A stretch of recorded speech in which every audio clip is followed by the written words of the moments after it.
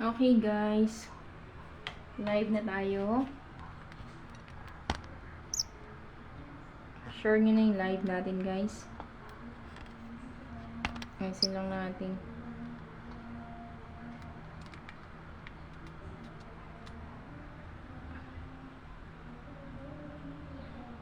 Okay, share na po natin yung ating live. Kita po ba ako?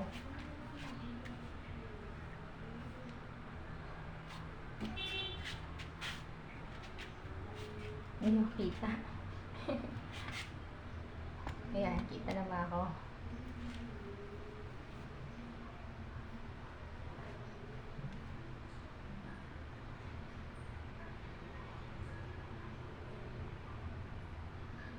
Okay guys, good morning, good afternoon, good evening.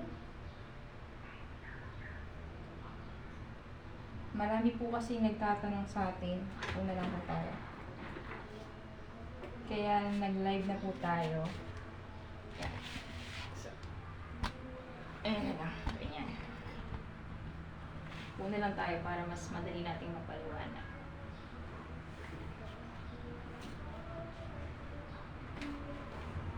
Okay. Yan.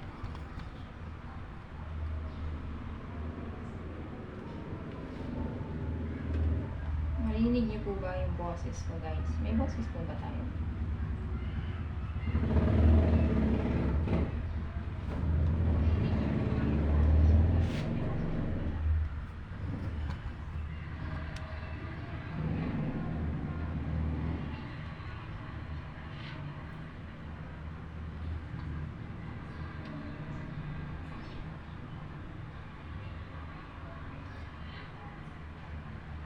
Ayan, so hintayin lang natin yung mga viewers natin. Usapang pangkalusugan.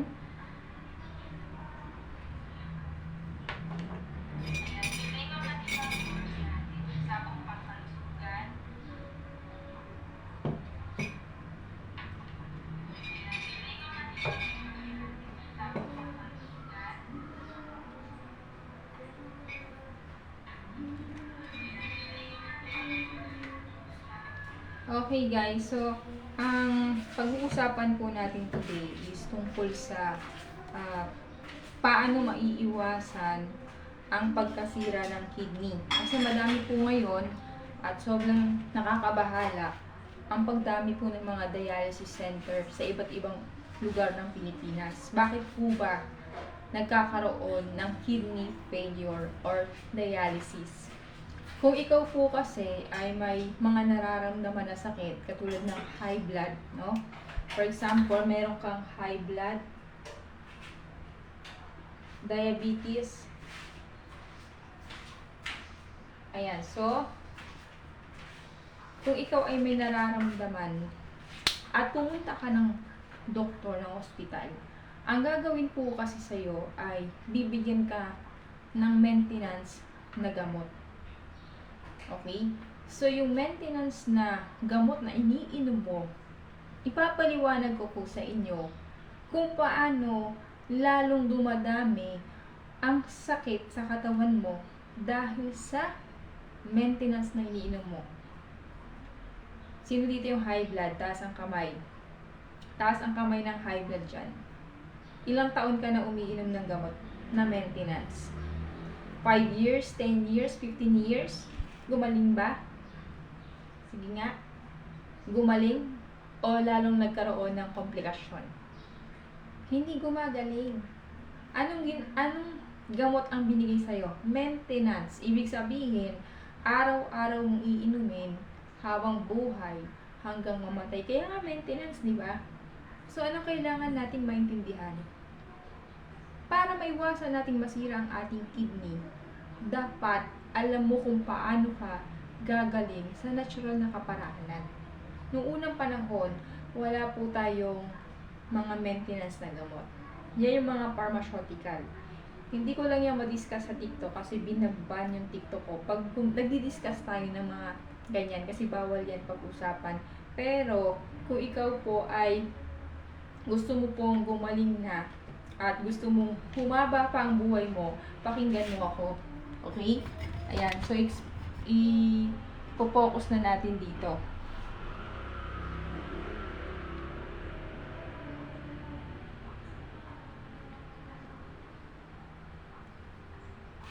Ayan, kita nyo po ba? I-share nyo na to guys.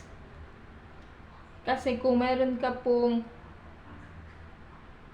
matutulungan sa ganitong paraan, ibahagi po natin yung ating kaalaman.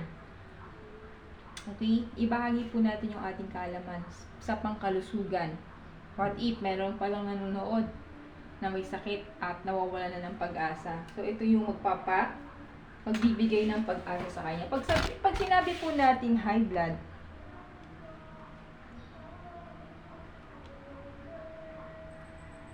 okay, nakikita po ba?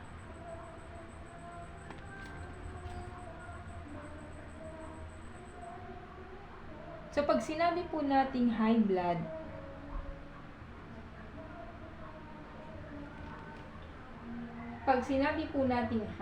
ibig sabihin, meron pong ugat na bumara.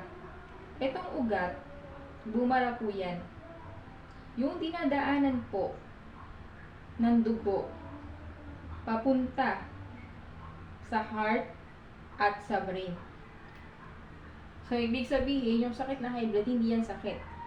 Blood pressure yan. Ibig sabihin, yung mga gilid mo, meron ng fats. Bakit po nagkakaroon ng fats? Dahil mahilig kang kumain ng mga mamantikang pagkain, mahilig ka sa baboy, mahilig ka sa prito, mahilig ka sa pritong itlog, pritong longganisa, pritong baboy, hotdog. Diba? Miri mo yung mga babae mahilig sa hotdog. Pag umaga, pritong hotdog, pritong itlog, tapos yung kanin piniprito din. Anong tawag doon? Sinangag.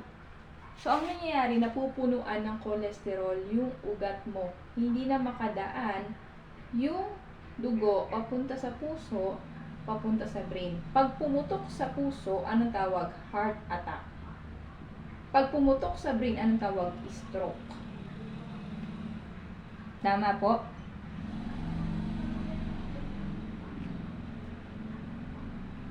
Pag pumunta ka sa doktor, anong sasabihin sa'yo? Bibigyan ka ng gamot, yung maintenance. Yung tawag doon, vasodilator. Ibig sabihin, binubuksan lang yung ugat mo. Opener ng ugat. Iinom ka sa umaga, bubuka. Matutulog ka sa gabi, liliit. Bubuka, liliit, bubuka, liliit. Bubuka yung ugat para makapasok yung dugo. Makadaloy. Iinom ka, sa umaga, bubuka. Sa gabi, liliit. Bubuka, liliit. Bubuka, liliit. 5 years ka nang umiinom, hindi ka pa rin gumagaling. 10 years ka nang umiinom, hindi ka pa rin gumagaling. 15 years ka nang umiinom, hindi ka pa rin gumagaling. Ang tawag sa'yo, bobo ka. Bakit? Hindi ka gumagaling. Tama po ba? So, ang mangyayari po, magkakaroon ng komplikado, lalaki yung puso mo. Tinatawag na enlargement of heart. Bibigyan ka na naman ng gamot sa puso. Dalawa na ang iniinom mong gamot na maintenance dahil lang sa baradong ugat. Dahil sa kinain mong mga pagkain na mayaman sa kolesterol. Ano pong mangyayari? Okay? Dahil dalawa na ang iniinom mong gamot, ang side effect niyan, constipated. Hindi ka na nakakadumi. Sino dito ang high blood na may maintenance, na hindi na normal dumudumi? Taas ang kamay. Mag-comment ng yes. O i-share nyo na to sa mga kakilala nyo para matulungan po natin sila.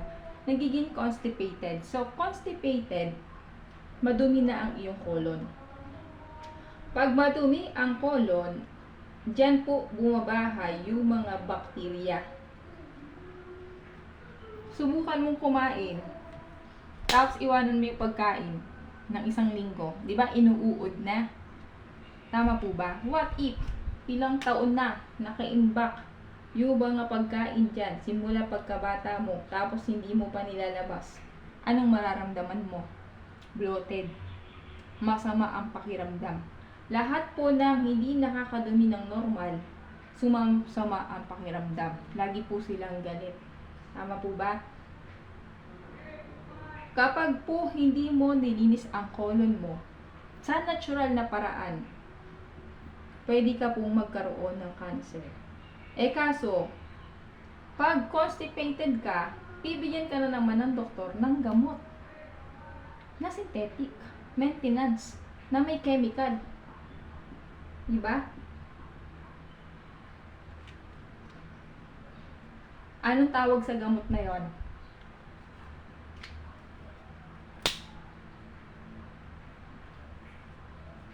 Dahil sa kakainom ng gamot, ano pong nangyayari? Una, masisira ang pancreas. Dahil nasira na si pancreas, hindi niya na kayang magbigay ng natural insulin. Kaya tataas ang iyong blood sugar.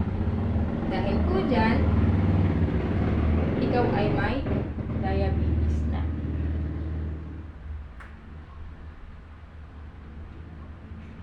So ngayon, dahil po dyan, meron ka na namang iinumin na maintenance na gamot.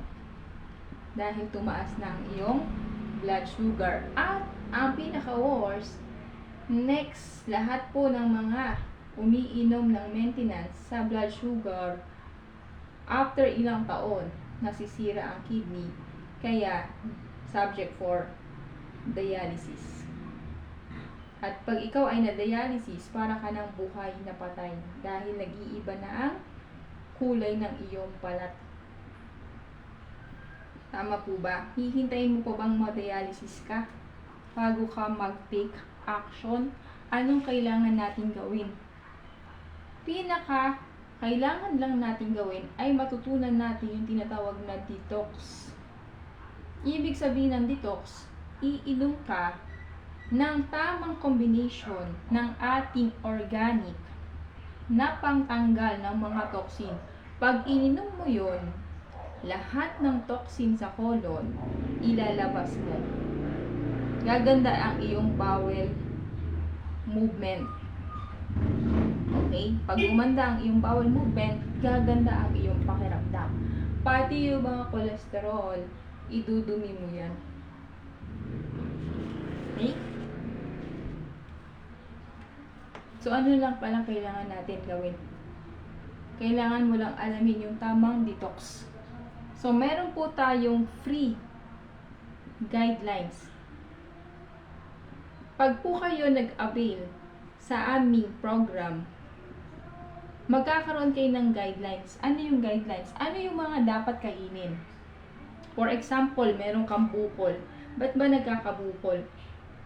Unang-una, pag hindi ka na nakakadumi, tumitigas po yan, nagiging bukol sa colon. At kapag may bukol ka na, bawal na sa'yo yung 8 malalansang pagkain. Ito ay kasama sa ating guidelines. Pag ikaw naman ay diabetes, bawal na sa'yo ang isdang walang kaliskis. Kaya hindi ka gumagaling kasi hindi mo alam yung tamang guidelines. Ano ba ang bawal? Ano ba ang tamang pagkain? Ano ba ang dapat kainin? Okay? So, ito ay i-detoxify po natin. Ilang days ka iinom ng ating pan-detox? Pwede ka pong uminom pag hindi malala, 30 days detox. Dahil kahit anong inom mo ng mga supplement, kung hindi nalinis ang colon mo, hindi yan mag-i-effect. Kaya kailangan mo mag-detox. 30 days detox pag hindi malala po. Pero pag malala, dapat po 90 days detox na po yan. 90 day detox at gagawin po nating alkaline ang iyong katawan. Bakit po gagawing alkaline? Dahil po ang iyong katawan, sabi nga po sa science, 80% dapat na kinakain mo alkaline, 20% lang dapat yung acidic. Kaso sa panahon natin ngayon, baliktad na po ang nangyayari. Ano na po? 80% acidic, 20% na lang yung alkaline. Pag po ang katawan mo ay acidic, 80%, expose ka sa tinatawag na bad cells. Pag ang bad cells dumami sa katawan mo, yan yung tinatawag na cancer. Pag dumami ang cancer, 3 to 6 months lang tinatanggal ng buhay. Dahil mabilis po yan mag-multiply. Kaya, ngayon pa lang, pag nag-detoxify ka na ng 30 days, 90 days, ginagawang alkaline ang katawan mo at meron po tayong pangtunaw sa bukol. Sabihin mo, Coach, mahal po. Yes, mahal. Mahal po yan. Bakit? Gaano ba kamahal ang buhay mo para sabihin mong mahal? Tama? Marami kasi po dito na may nakita na. For example, nagpa-QMRA po kayo sa amin. QMRA. Meron po tayong QMRA machine na hahawakan mo lang ng 1 minuto, makikita agad ang iyong health status. May nakita, meron ka ng cholesterol crystal. Katulad po nung pumupunta pa kami sa mga probinsya, nag-QMRA po kami sa Quezon Province. Meron po doon, nakitaan ko ng cholesterol. Sabi ko, mag-detox ka. Magkano, Coach? 10,000. Ang mahal po. 10,000 po. Detox. Para matanggal yung cholesterol na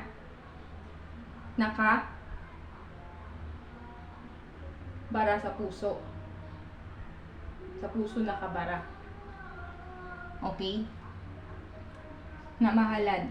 Sabi niya, instead na ibili ko ng aking supplement na pang-detox, ibibigay ko na lang sa anak ko. Kasi mahal ko yung anak ko. Marami siyang mga pangangailangan.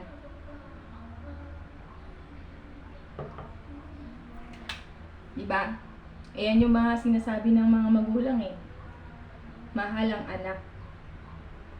Unahin mo na ang anak bago ang sarili. Inuna mo ang anak mo, hindi mo siya mahal. Bakit?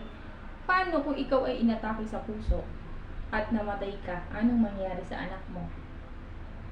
Anong mangyari sa anak mo? Wala na siyang magulang na gagabay sa kanya. Buti kung malaki na yung anak mo. Paano kung maliliit pa? Kaya na bang maghanap buhay pag iniwan mo sila? Di ba hindi pa?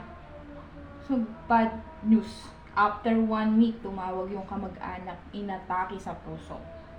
Nakita na po ng machine eh. Diba? Yung machine guys, high-tech yan. 1 minuto lang, makikita agad yung health status mo from head to toe. Diba? Magkano singil namin dyan? 500.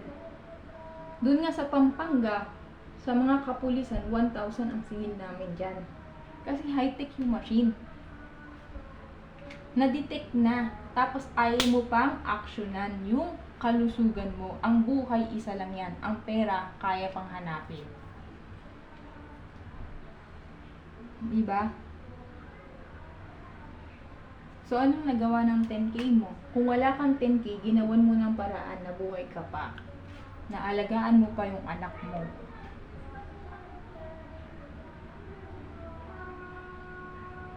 Diba? Kailangan mo lang tanggalin yung mga toxin para hindi bumara sa puso mo. At alisin yung mga dumi sa colon para hindi ka magka-cancer. Okay? So, yung ating detox program, depende po yan sa sakit mo. Okay? Tamang combination ng mga tamang dosage, kaya yung iba hindi gumagaling kasi isang inuman lang, ayaw nang ituloy-tuloy.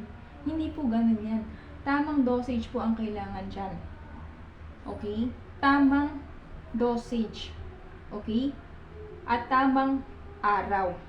Kung iinom ka ng isang inuman lang o 1 linggo lang, pwede naman, na-detox yun, pero marami pang natira. Kaya mas maganda, 30 days, 90 days, para matunaw yung mga bukol na nasa loob ng iyong katawan. Dahil kapag ikaw ay nagpa-opera, mayroon po tayong kakilalang vlogger na sikat na senior citizen, nagpa-opera. Pera yan eh. Magkano? Meron siyang bukol sa colon, 200,000. Gumawa ng Viber, sumulat. Yung mga anak, ayaw sana pero walang magagawa kasi sabi, after 6 months kapag hindi nagpa-opera, yung nanay nila mamamatay. 200,000 ginawa ng paraan, nagpa-opera. After 30 minutes ng operasyon, namatay. Bakit? Hindi na kinaya, matanda na. 60 years old na eh. Kapag ikaw ay 20 years old, malakas ka pa. Pag 30 ka na, medyo pa. Pag 40 na, medyo mahina-hina na. Pero pag 60 ka na, hindi mo alam, nabubulok na yung loob ng iyong katawan. Ang iyong body. Bakit? Yung mga cells, sinisira mo yan. Bakit po sinisira? Sa pamamagitan ng pagpupuyat, nasisira yan. Okay? Ano pa? Pollution. Ano pa? Mga synthetic na gamot. Ano pa? Preservative na pagkain. Sinisira mo yung cells mo.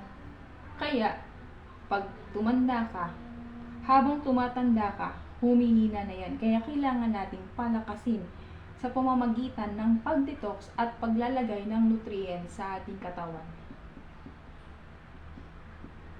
So, kasama na po yan sa ating program. 30 days or 60 days. So, ito po yung ating page. Mag-like po kayo dyan. At kung meron po kayong katanungan, pwede po kayong mag-chat po sa akin. Ayan. Ito po yung ating FB.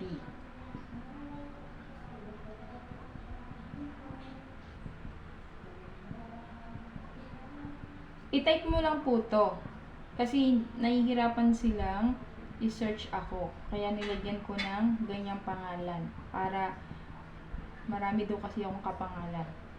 Kaya pag nag-type ka sa Facebook, ito yung ita-type mo. Saka ito. Para lumabas po yung ating Facebook.